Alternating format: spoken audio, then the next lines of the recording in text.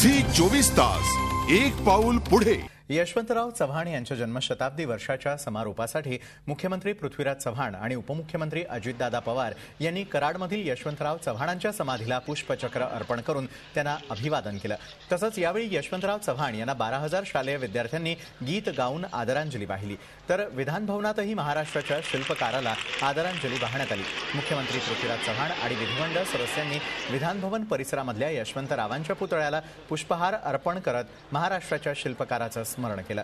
येत्या 23 तारखेला शताब्दीचा औपचारिक कार्यक्रम मुंबईमध्ये राष्ट्रपती महोदयांच्या हस्ते होणार आहे।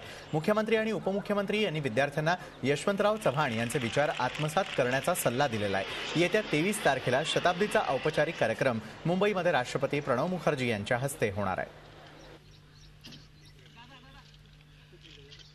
महाराष्ट्राच्या विकासाचा हा भक्कम पाया स्वर्गीय यशवंतराव चव्हाण साहेबांनी जातीनं रचल्यामुळेच अनेक पातळीवर किंवा वेगवेगळ्या आघाडीवर असलेल्या आजच्या पुरोगामी महाराष्ट्र बघण्याची संधी ही आपल्याला सगळ्यांना त्या ठिकाणी मिळाली आहे। झी 24 तास एक पाऊल पुढे।